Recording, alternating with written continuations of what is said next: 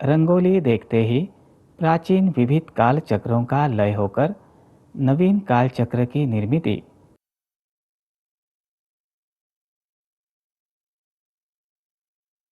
और रंगोली के स्थान पर साक्षात श्री कृष्ण का अस्तित्व प्रतीत होना।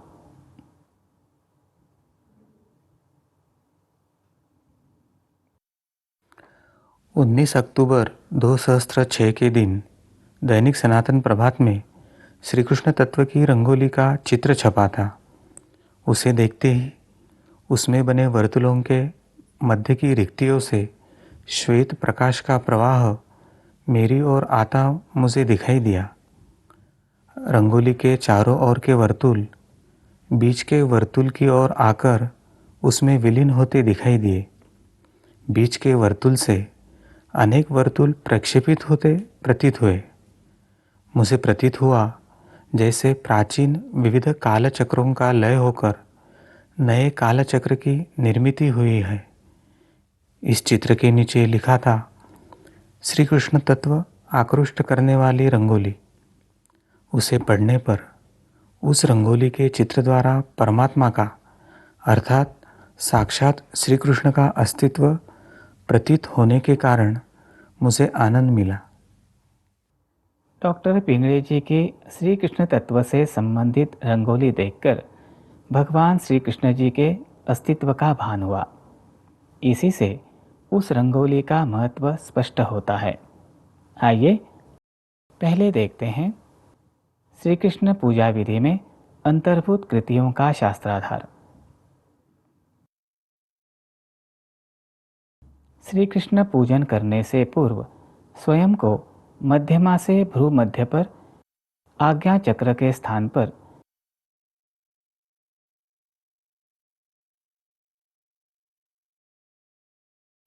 विष्णु समान 2 खड़ी रेखाओं वाला तिलक लगाने का शास्त्रीय आधार।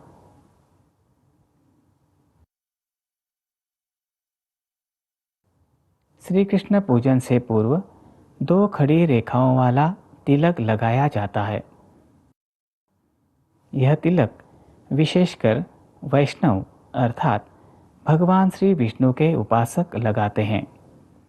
इसका शास्त्रीय आधार एवं सूक्ष्म स्तरीय परिणाम समझ लेते हैं। कुमारी प्रियंका लोटलीकर जी द्वारा बनाए गए इस सूक्ष्म चित्र द्वारा ब्रह्मांड से चैतन्य का प्रवाह तिलक की 2 खड़ी रेखाओं की ओर आकृष्ट होता है। इस तिलक में आनंद का वलय स्थिर स्वरूप में रहता है तथा उसके बाहर की ओर भाव का वलय कार्यरत रूप में घूमता रहता है। इस कारण चैतन्य वलयों की निर्मिति होती है और ये आज्ञा चक्र के स्थान पर कार्यरत रूप में घूमती रहती है। 2 रेखाओं के बीच निचले भाग में बनी रिक्ति में श्री विष्णु तत्व का गोला कार्यरत रहता है। तिलक धारण किए हुए व्यक्ति के देह में भाव के कणों का संचार होता है। सूक्ष्म चित्र में दिखाए स्पंदनों से स्पष्ट होता है कि श्री कृष्ण उपासक को 2 खड़ी रेखाओं वाला तिलक लगाने के लिए क्यों कहा गया है। इसी प्रकार श्री कृष्ण पूजन से पूर्व उपासक श्री विष्णु तत्व से संबंधित खड़ा भरा हुआ तिलक भी लगा सकता है। सामान्यतः श्री कृष्ण पूजन में गोपी चंदन का उपयोग किया जाता है। इसे विष्णु चंदन भी कहते हैं। यह द्वारका के क्षेत्र में पाई जाने वाली एक विशेष प्रकार की सफ़ेद मिट्टी है। जैसे गंगा में स्नान करने से पाप धुल जाते हैं, उसी प्रकार गोपी चंदन का लेप लगाने से सर्व पाप नष्ट होते हैं। विष्णु गायत्री का उच्चारण करते हुए मस्तक पर गोपी चंदन लगाने की प्रथा है। आइए अब समझ लेते हैं। भगवान श्री कृष्ण जी के पूजन में कृष्ण कमल एवं तुलसी के उपयोग का कारण। पूजा में जो वस्तु जिस देवता को अर्पण की जाती है वह उस देवता को भाती है, ऐसा कहने की प्रथा है। उदाहरण के रूप में गणपति को लाल फूल, शिवजी को बेल, श्री कृष्ण को तुलसी इत्यादि। वास्तव में उच्च देवताओं की कोई रुचि अरुचि नहीं होती। विशिष्ट वस्तु अर्पण करने का कुछ अध्यात्म शास्त्रीय आधार होता है। पूजा का उद्देश्य है कि पूजा की मूर्ति में चैतन्य निर्माण हो और पूजक को उसका लाभ हो। यह चैतन्य निर्माण होने हेतु उस देवता को विशिष्ट वस्तु अर्पित की जाती है। जैसे श्री कृष्ण जी को कृष्ण कमल एवं तुलसी चढ़ाते हैं। इन वस्तुओं में श्री कृष्ण जी के महालोक तक के सूक्ष्माति सूक्ष्म कण अर्थात पवित्र आकृष्ट करने की क्षमता होती है। इसीलिए श्री कृष्ण जी को कृष्ण कमल के फूल एवं तुलसी अर्पण करने से श्री कृष्ण जी के प्रतिमा में विद्यमान चैतन्य का लाभ पूजक को शीघ्र प्राप्त होता है। कृष्ण कमल में श्री कृष्ण जी की तत्व तरंगे अधिक मात्रा में आकृष्ट होती हैं तथा ये तत्व तरंगे कृष्ण कमल के फूलों से पवित्रकों के रूप में प्रक्षेपित भी होती है। तुलना में अन्य वस्तुओं में यह क्षमता अल्प मात्रा में होती है।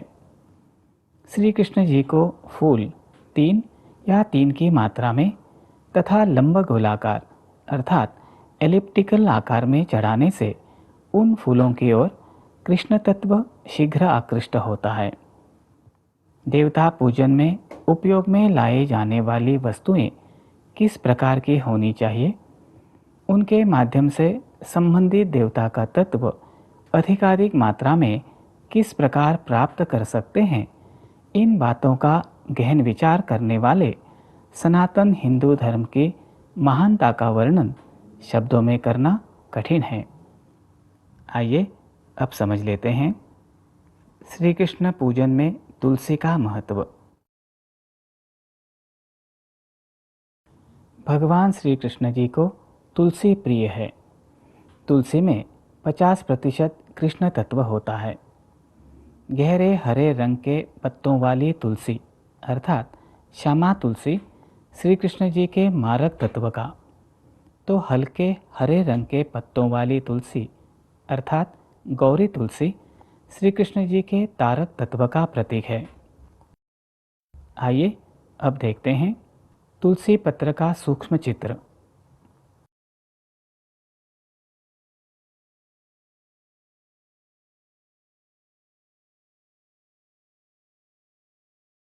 तुलसी के डंठल द्वारा ब्रह्मांड में विद्यमान निर्गुण अर्थात अति सूक्ष्म विष्णु तत्व ग्रहण होता है।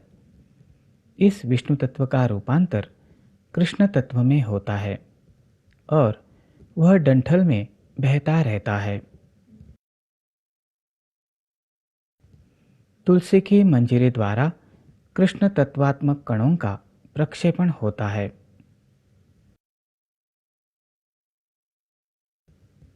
तुलसी के डंठल में पत्तों के मूल स्थान पर चैतन्य कार्यरत होता है और उसके वलय वातावरण में प्रक्षेपित होते हैं।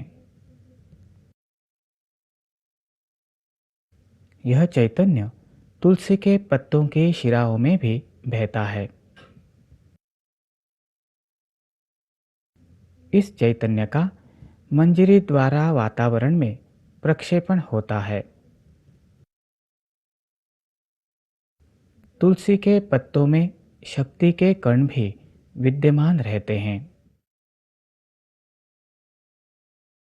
इस सूक्ष्म चित्र से स्पष्ट होता है कि श्री कृष्ण पूजन में तुलसी का उपयोग क्यों करते हैं।